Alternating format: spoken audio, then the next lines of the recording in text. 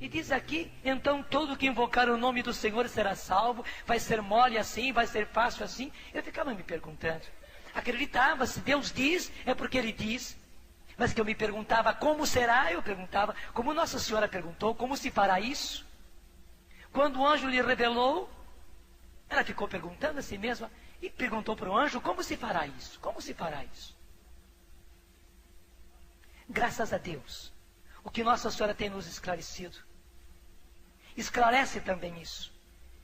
Porque ela diz que nesse segundo Pentecostes, nós passaremos por um momento, diz ela, em que todo homem, toda criatura humana, verá os seus pecados como Deus os vê.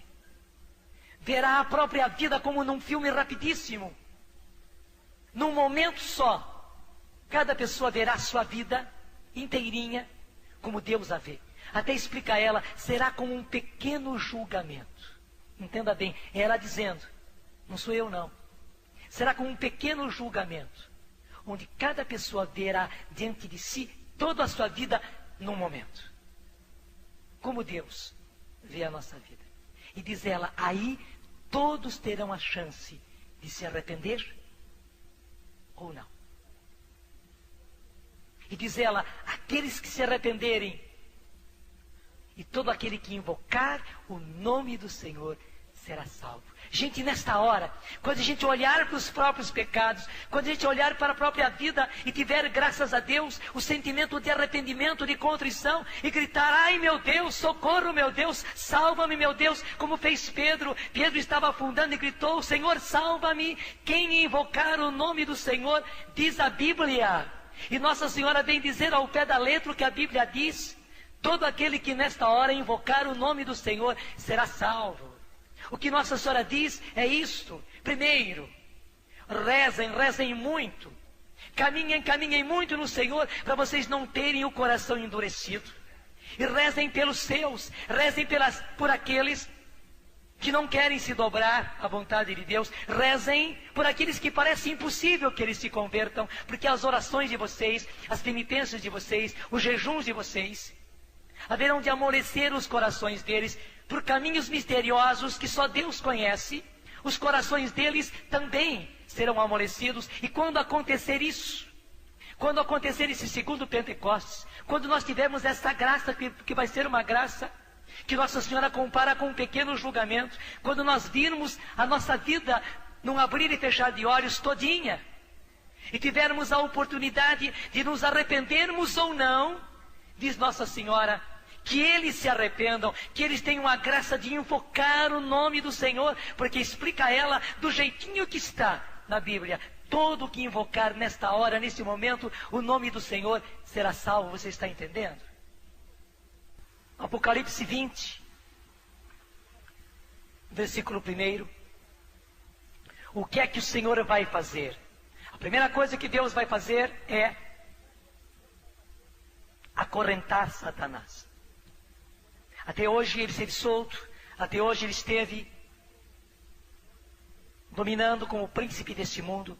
E a primeira coisa que Deus vai fazer é esta. Veja, é bíblico, está escrito.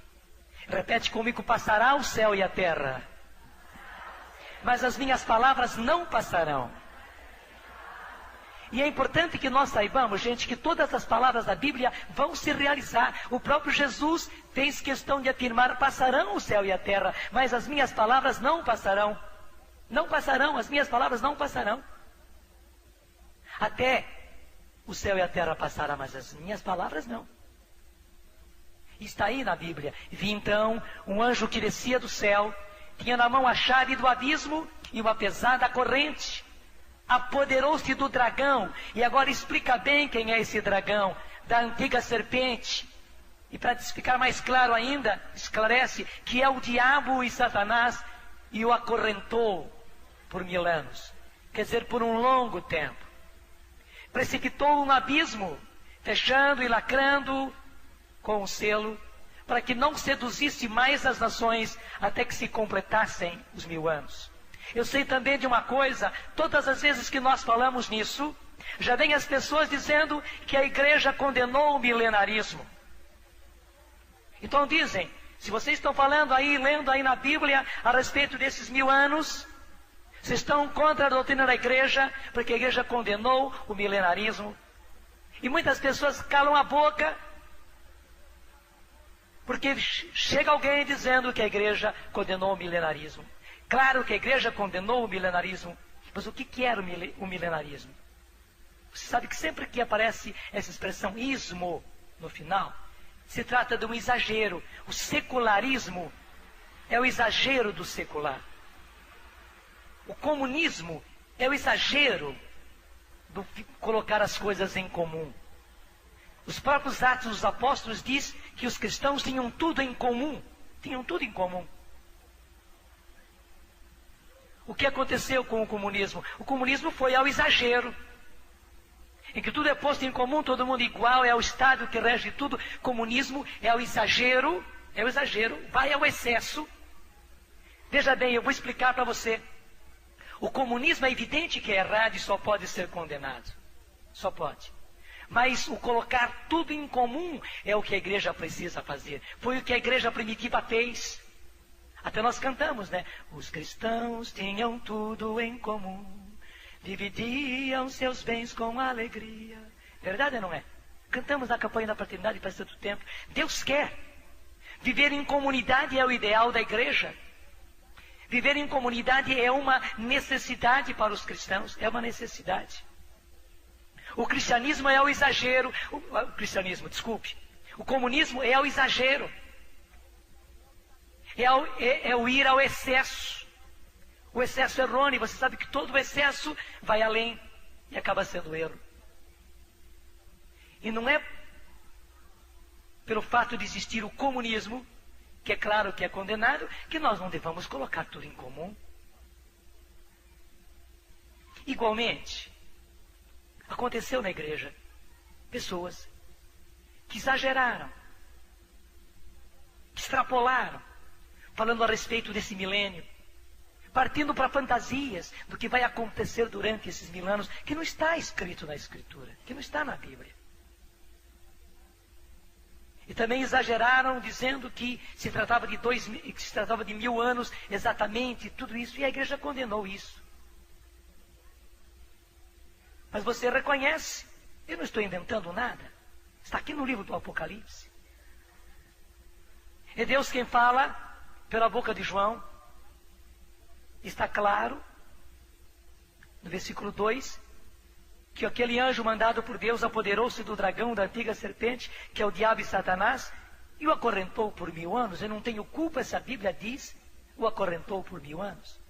Nós entendemos que esse 1000 anos é um longo tempo. Não se trata de 3 anos, nem de 30 anos, nem de 300 anos. Se trata de um tempo longo, comparado biblicamente a 1 milênio. É isso. É só isso. Mas que isso vai acontecer, e que nós teremos esse tempo, e aí está o importante. Aí está o importante. Nós teremos esse tempo de libertação, esse tempo em que nós não estaremos mais sob o demônio de Satanás. Isso é bíblico. É que as pessoas simplesmente falam, a igreja condenou o milenarismo e acabou a conversa, e a gente fica falando sozinho. A igreja condenou aquele erro. A igreja não pode condenar o que está aqui na Bíblia de jeito nenhum. Nunca a igreja pensou nisso. O que está aqui, está aqui.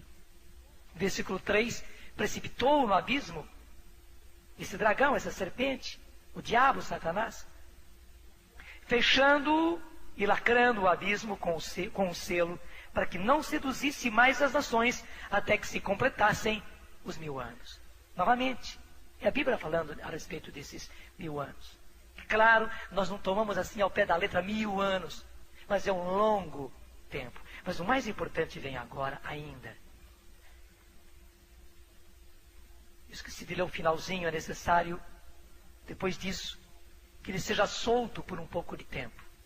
A própria Bíblia diz que depois disso, Satanás vai ser solto ainda. Portanto, a terra não vai acabar, o mundo não vai acabar quando acontecer isso. Ele vai ser solto ainda, por um pouco de tempo, mas diz a Bíblia que vai ser solto. E veja agora o versículo 4. Vi também tronos, aos que neles se sentaram, foi concedido que exercessem o julgamento. Via ainda as almas dos que tinham sido decapitados por causa do testemunho de Jesus e da palavra de Deus. E os que não tinham adorado a besta, nem a sua imagem, e não tinham recebido a marca na fronte, nem sobre a mão. Aí está falando de todos aqueles que nos últimos tempos, que essa geração passará, enfrentarão tudo e não se dobrarem. Fala dessa última geração, que tudo mostra que somos nós. Eu vou repetir para você. Vi as almas dos que tinham sido decapitados por causa do testemunho de Jesus e da palavra de Deus. E os que não tinham adorado a besta, nem a sua imagem, e não tinham recebido a marca na fronte, nem sobre a mão. Eles tornaram a vida e reinaram com Cristo por 1000 anos. Os outros mortos não tornaram a vida antes que se completassem os 1000 anos. Veja, os outros mortos. Só aqueles que morreram em Cristo que tornaram a vida. E veja a última frase. Como é que está escrito na sua Bíblia a última frase? Esta é a primeira ressurreição. Leia comigo de novo. Esta é a primeira ressurreição. Portanto, a Bíblia está dizendo que vai haver uma primeira ressurreição e depois vai haver uma segunda ressurreição. E que na primeira ressurreição ressuscitarão os mortos em Cristo, como explica lá a carta aos Tessalonicenses, com a qual eu comecei. E aqui explica no versículo 5, que os outros mortos, aqueles que não aceitaram Jesus, aqueles que não se dobraram diante do Evangelho, diz aqui a Bíblia, os outros mortos não tornaram a vida, até que se completassem os 1000 anos.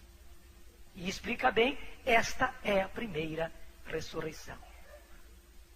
Versículo 6, felizes e santos os que têm parte na primeira ressurreição. Sobre estes, a segunda morte não tem poder. Eles serão sacerdotes de Deus e do Cristo e reinarão com Ele durante os 1000 anos. Veja quantas vezes, só nesse trechinho de 6 versículos, o livro do Apocalipse fala a respeito desses 1000 anos. Eu repito para você, a igreja condenou um chamado milenarismo que exagerou as coisas fantasiando. Mas a igreja não condenou, nunca pensou e não podia condenar o que está aqui. Que teremos um tempo longo em que o Senhor virá e o Senhor implantará nesta terra o seu reino. Em que o Senhor fará aqui, nesta terra, céus novos e uma terra nova. Isso não dá para a gente negar. Isso está no começo do capítulo 21. Acompanha comigo. Qual é o título do capítulo 21? Os novos céus e a nova terra. Repete comigo. Os novos céus e a nova terra. E diz João, vi então um céu novo e uma nova terra. Vi então um céu novo e uma nova terra. Porque o primeiro céu e a primeira terra desapareceram e o mar já não existe. E a cidade santa, a nova Jerusalém, eu a vi descendo do céu, de junto de Deus, preparada com uma esposa que se enfeitou para o seu esposo, como nós lemos na primeira leitura de hoje. Eu repito, e a cidade santa, a nova Jerusalém, eu a vi descendo do céu, de junto de Deus, preparada com uma esposa que se enfeitou para seu esposo. Serão primeiro os que já estão no céu, que ressuscitarão primeiro e virão em cortejo com Jesus. E segundo nós, os que estivermos nessa terra, que seremos também nós transformados num abrir e fechar de olhos, e seremos arrebatados, nos uniremos a eles e viremos juntos com o Senhor. Gente, o mais lindo espetáculo da face da terra, nós participaremos dele. Pode aplaudir. Pode aplaudir como começar.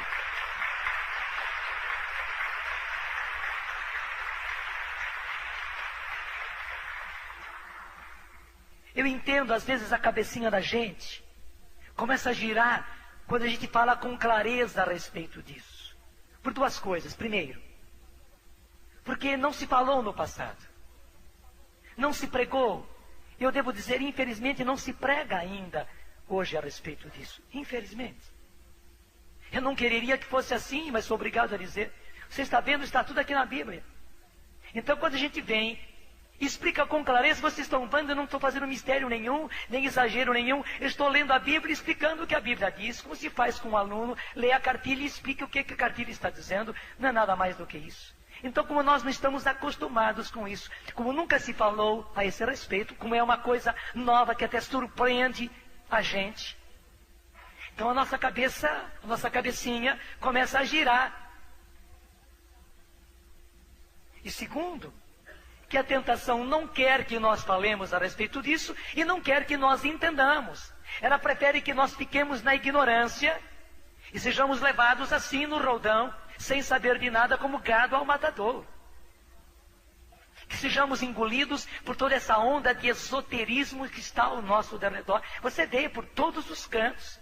É esoterismo e mais esoterismo. São filosofias orientais e religiões orientais.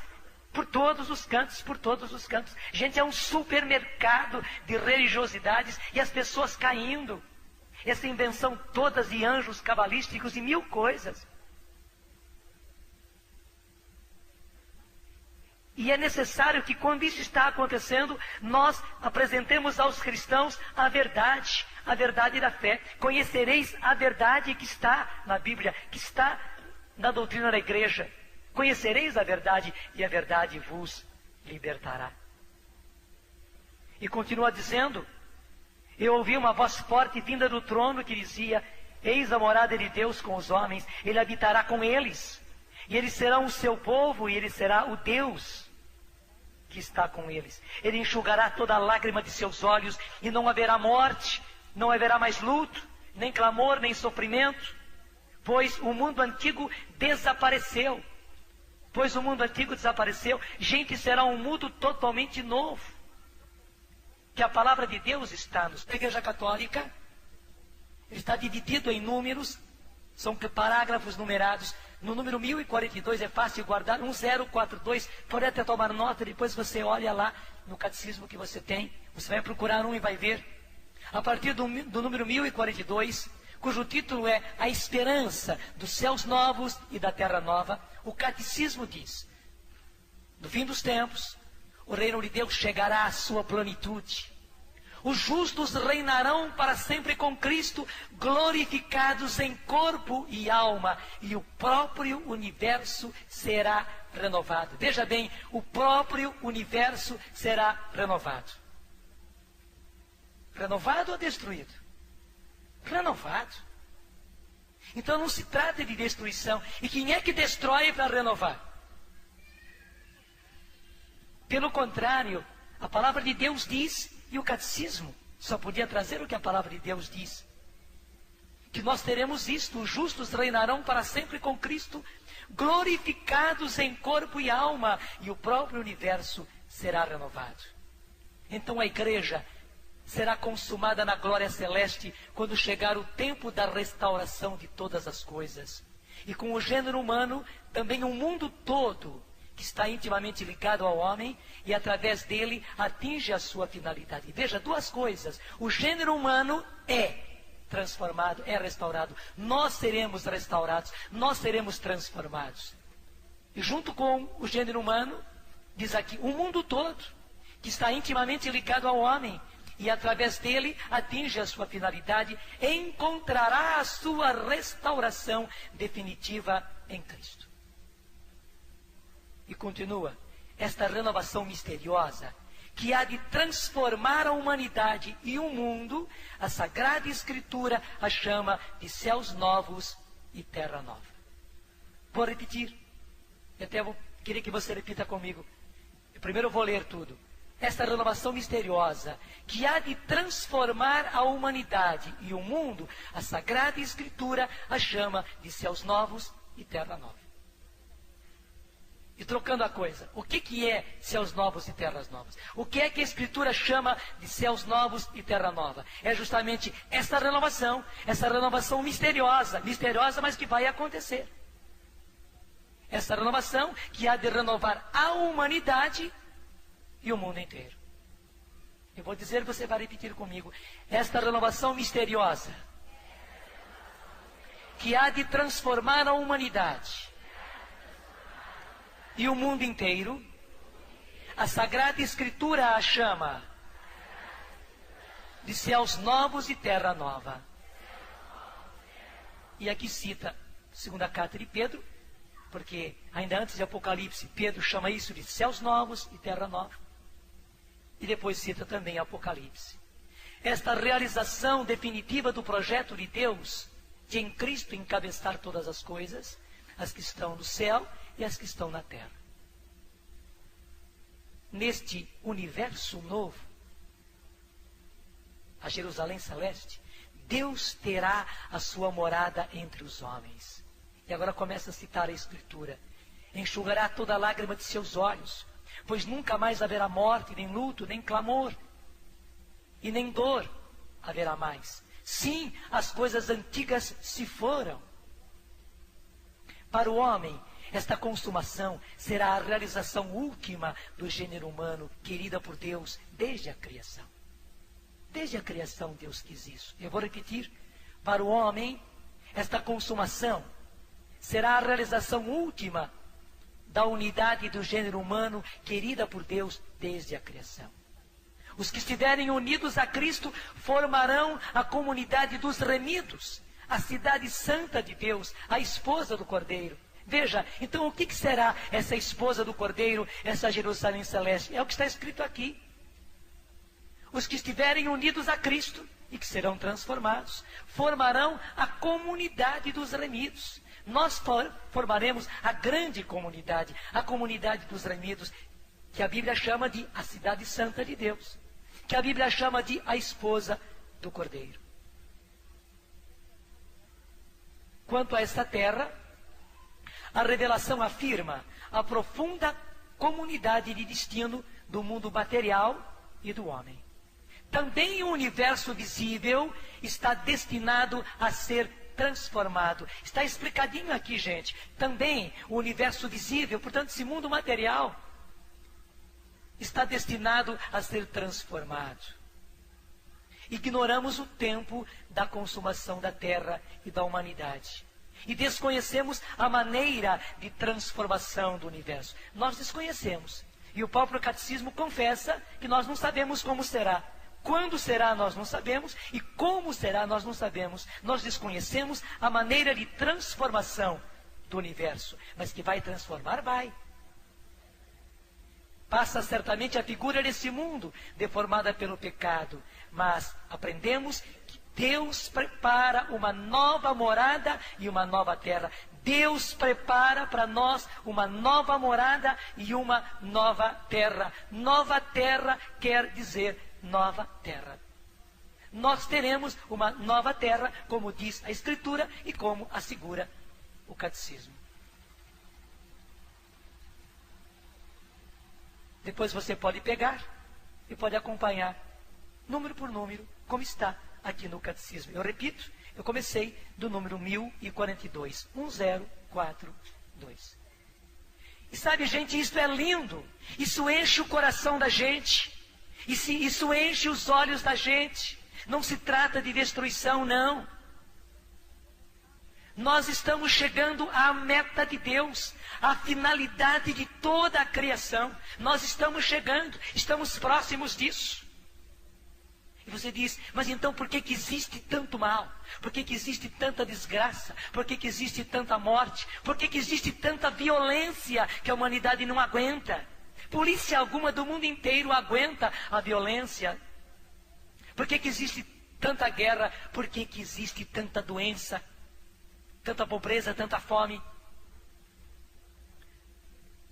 A própria palavra de Deus explica.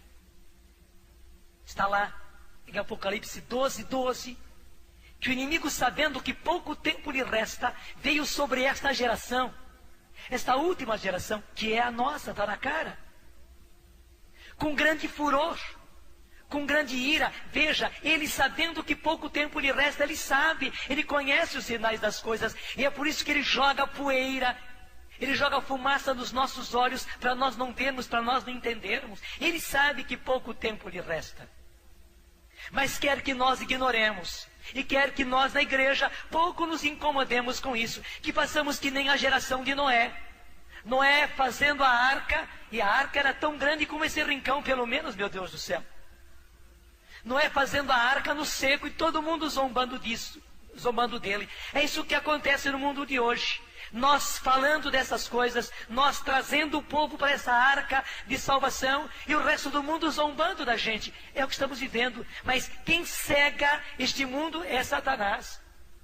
Ele não quer que as pessoas vejam. Ele não quer que as pessoas, mesmo dentro da igreja, vejam isso. Por isso ele fica jogando areia nos nossos olhos, jogando fumaça nos nossos olhos. Mas nós precisamos conhecer a verdade. E Deus quer que nós conheçamos a verdade. Gente, conhecendo assim, ninguém se apavora, ninguém se apavora. O que de apavorante tem nisso que eu expliquei a vocês? Pelo contrário, nós estamos chegando à meta de toda a criação. Tudo que Deus fez vai desembocar, vai chegar nesta meta. Nós já estamos próximos disto. Esta é uma grande alegria. Isso enche o coração, isso enche os nossos olhos e nós participaremos disso. Nós participaremos disso. O único medo, gente, é que a gente não esteja com Jesus. O único medo é que os nossos não estejam com Jesus. Isso sim. Porque o inimigo sabe que pouco tempo lhe resta. É por isso que ele está jogando toda essa sujeira na humanidade. Eu volto a dizer, toda essa fome, todas essas doenças, toda essa desgraça, todas essas drogas, toda essa prostituição, essa pouca vergonha na face da terra, todo esse homossexualismo, todo esse adultério, toda essa pornografia, e ao mesmo tempo essa violência, essas guerras, essa agressão, tudo isso é que o inimigo, sabendo que pouco tempo lhe resta, veio sobre a nossa geração com furor, com ira. E é por isso que nós estamos sofrendo. Nós somos uma geração oprimida. Eu dizia num dos últimos acampamentos, somos uma geração de fim de feira, não porque Deus queira, mas sobre a qual o inimigo veio. Veio para desforrar, porque somos essa última geração. E mais ainda veio sobre nós, que somos os apóstolos desses últimos tempos. Ele não nos suporta, e vem com tudo sobre a gente. Como eu expliquei na palestra da manhã, a vitória do Senhor é a vitória nossa, mas que Ele não nos suporta, não nos suporta. Essa é a razão de tanto sofrimento. Mas meu irmão, minha irmã, isso é por pouco tempo, é muito pouco tempo. Muito pouco tempo.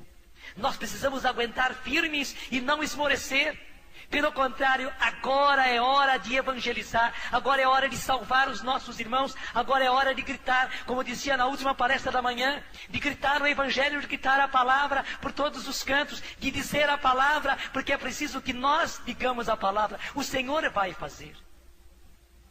Eu volto a dizer, é por isso que nós temos que pregar a palavra, por esses meios modernos de comunicação que o Senhor deu a nós, a nossa sociedade. Deixa eu falar assim, nós somos sócios, essa sociedade é nossa. Nós, Canção Nova, com a pobreza que nós somos, fomos escolhidos como Josué para guerrear, para batalhar na planície. E vocês foram escolhidos como Moisés, como Arão, como Ur, para serem os nossos auxiliares, para nos ajudarem na oração, na intercessão e nos ajudarem economicamente. Nós precisamos de vocês. Somos uma sociedade, Deus nos fez sociedade e deu para nós todo esse sistema de comunicação, e é preciso que a gente pregue o evangelho por esses meios modernos de evangelização nesses últimos tempos, para que todo aquele que tiver boa vontade possa escutar. Digo mais, é preciso pregar a palavra oportuna e inoportunamente, explica São Paulo. Também inoportunamente. A gente tem que entrar pelo rádio, pela televisão, pelos discos, pelos cassetes, pelas fitas de vídeo, pelos livros, pelos shows, pelos encontros, de todas as formas, de todas as formas. Se não entra por um lado, entra por o outro. É preciso, é preciso. Inclusive por causa de uma coisa muito importante. Eu quero mostrar essa diretamente para você na Bíblia. É o livro de Joel, capítulo 3. Está repetido também nos Atos dos Apóstolos, mas lá em Joel está. Eu quero mostrar para você diretamente no livro de Joel. Nós temos Ezequiel, temos Oséias e depois vem Joel. Joel capítulo 3. Na nossa Bíblia, 646, 646.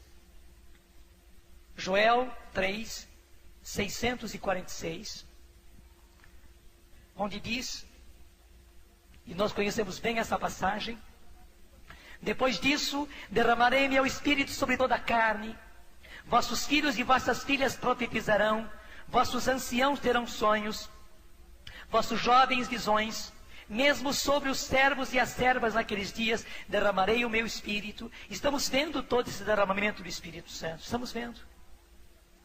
E Nossa Senhora fala, ela sabe desse Pentecostes que nós estamos vivendo, mas é ela dizendo, então, se ela está dizendo, nós nos dobramos docilmente. Ela diz que isso tudo é preparação para um segundo Pentecostes, diz ela. É a preparação para um segundo Pentecostes, que será até maior do que o primeiro. E ela diz que nós peçamos esse segundo Pentecostes, que pedimos, que peçamos por intercessão dela, que Deus mande esse Pentecostes, que nós peçamos ao Espírito Santo, vinde Espírito Santo, para esse segundo Pentecostes. E continua, versículo 3, farei prodígios no céu e na terra, sangue, fogo, colunas de fumaça, o sol se transformará em trevas e a lua em sangue, quando vier o dia do Senhor, grandioso e temível. Versículo 5, preste bem atenção. Então, todo que invocar o nome do Senhor será salvo. Leia comigo essa frase.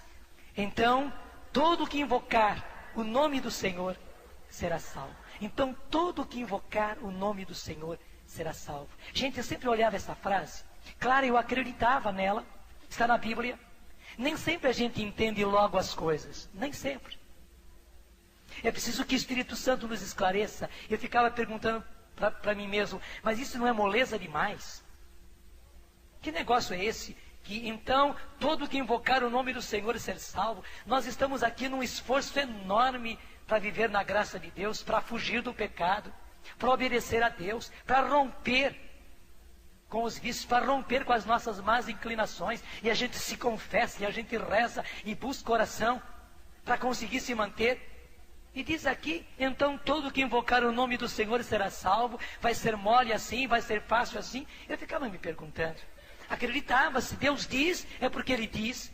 Mas que eu me perguntava, como será? Eu perguntava, como Nossa Senhora perguntou, como se fará isso? Quando o anjo lhe revelou, ela ficou perguntando a si mesma, e perguntou para o anjo, como se fará isso? Como se fará isso? Graças a Deus, o que Nossa Senhora tem nos esclarecido, esclarece também isso.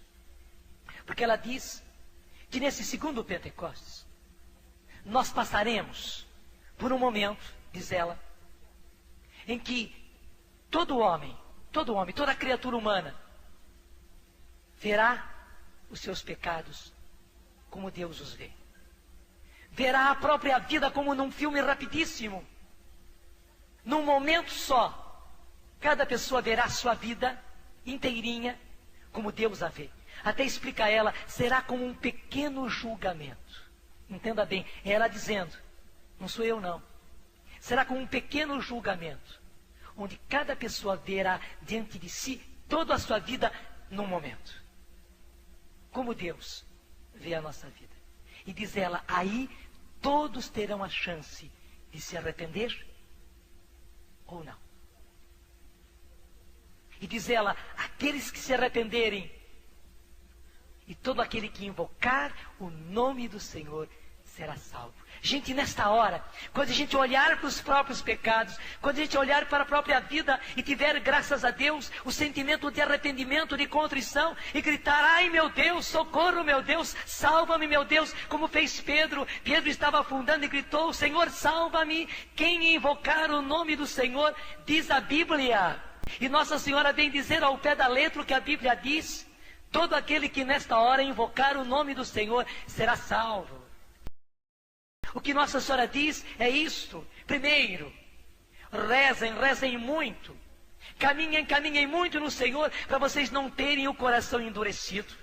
E rezem pelos seus, rezem por aqueles que não querem se dobrar à vontade de Deus. Rezem por aqueles que parece impossível que eles se convertam, porque as orações de vocês, as penitências de vocês, os jejuns de vocês, haverão de amolecer os corações deles por caminhos misteriosos que só Deus conhece, os corações deles também serão amolecidos. E quando acontecer isso, quando acontecer esse segundo Pentecostes, quando nós tivermos essa graça, que vai ser uma graça que Nossa Senhora compara com um pequeno julgamento, quando nós virmos a nossa vida num abrir e fechar de olhos todinha, e tivermos a oportunidade de nos arrependermos ou não, diz Nossa Senhora, que eles se arrependam, que eles tenham a graça de invocar o nome do Senhor, porque explica ela do jeitinho que está na Bíblia. Todo que invocar nesta hora, nesse momento, o nome do Senhor será salvo. Você está entendendo?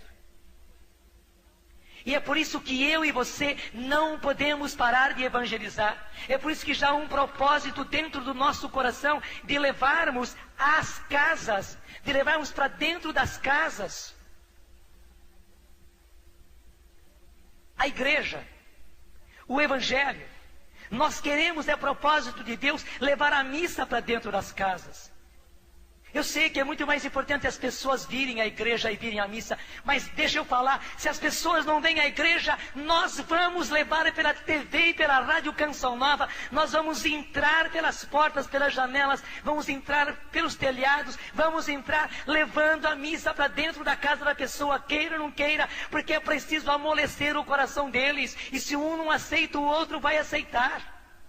Nós queremos levar a adoração ao Santíssimo, queremos levar o terço, queremos levar essas pregações e muitas outras pregações, queremos levar momentos de oração, como você tem visto e ouvido na Canção Nova, queremos levar, aceitem ou não aceitem, concordem ou não concordem, nós vamos levar. Gente, já levaram sujeira demais, já levaram pornografia demais, já levaram violência demais para dentro dos nossos lares, e nós ficamos ali diante de prostitutos e prostitutas nos deleitando na frente da televisão. Deixamos que isso entrasse e continua entrando, além dos vídeos todos sujos, porcos, desculpe a expressão, que tem entrado pelas nossas casas e nós temos deixado. Entraram tantas coisas terríveis. E Deus quer que entre agora a sua palavra, e nós vamos fazer isso. A nossa sociedade vai fazer isso. Eu estou declarando para os meus sócios. Nós vamos fazer isso. Nós vamos entrar mesmo por cima dos telhados. Vamos entrar por anteninhas e por grandes antenas, como Deus quiser, mas que vamos entrar. Para quê? Para amolecer os corações endurecidos. Porque quando chegar esse segundo Pentecostes, do qual nos fala Nossa Senhora, quando a nossa vida nos for mostrada no momento em que cada um de nós tiver a chance de se arrepender ou não, de invocar o nome do Senhor ou não, que nós e que todos os nossos, pela graça de Deus, já amolecidos, possam gritar pelo nome do Senhor. E a palavra de Deus nos garante: todo aquele que nesta hora invocar o nome do Senhor será salvo.